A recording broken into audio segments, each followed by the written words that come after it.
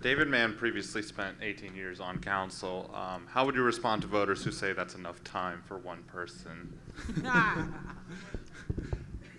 I think that's a great question. I do think that, it's interesting to see how people respond to him. And what he always says is there's no monopoly on wisdom down at City Hall, and he's certainly learned from being a private citizen. But I do think it's very important to have wisdom and experience and a voice that has been there to be back on City Council.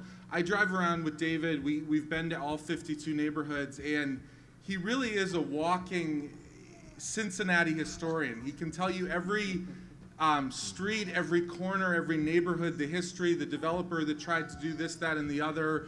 When he sued Major League Baseball for the strike because it was costing jobs in the downtown area around Riverfront Stadium, when he brought money back to Cincinnati as a member of Congress. And I think that history and experience, in addition to the young and the vibrancy, is very important as the city moves into the future, to also respect our history and our past and to learn from that. Okay, Carolyn, what is your question? I think a lot of people would say that the city of Cincinnati and the Hamilton County government could have a lot better working relationship.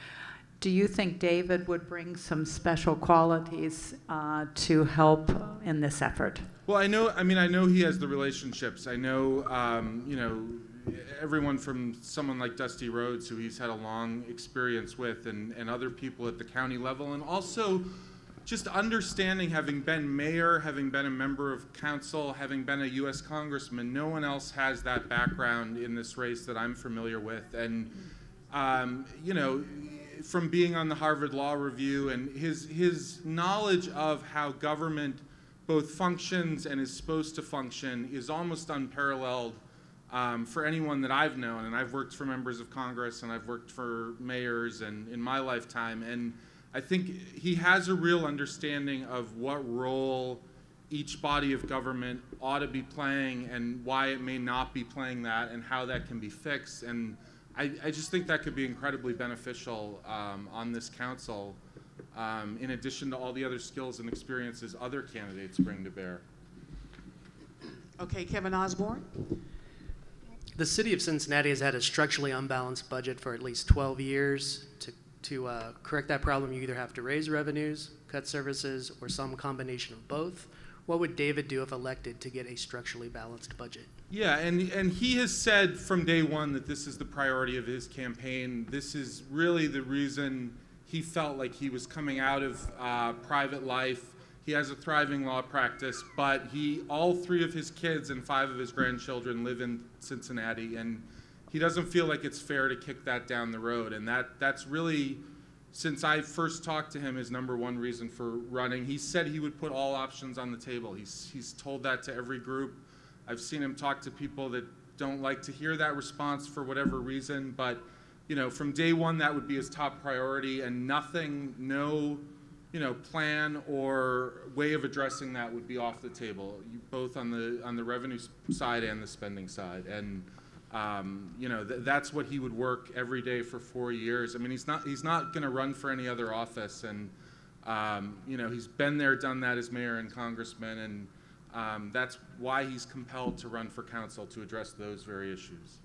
Okay, what is the #1 quality of life issue that needs addressing throughout the city? What David always says in terms of quality of life is that he has lived the aspiration, the dream in Cincinnati. He's celebrating his 50 year of marriage tonight. He's raised 3 kids and 5 grandkids in this city, all products of Cincinnati public schools. But what he often says is, if we're honest with ourselves, there are too many families in this city tonight that have no chance to achieve that. There's too many neighborhoods where that is just out of reach for people through no fault of their own.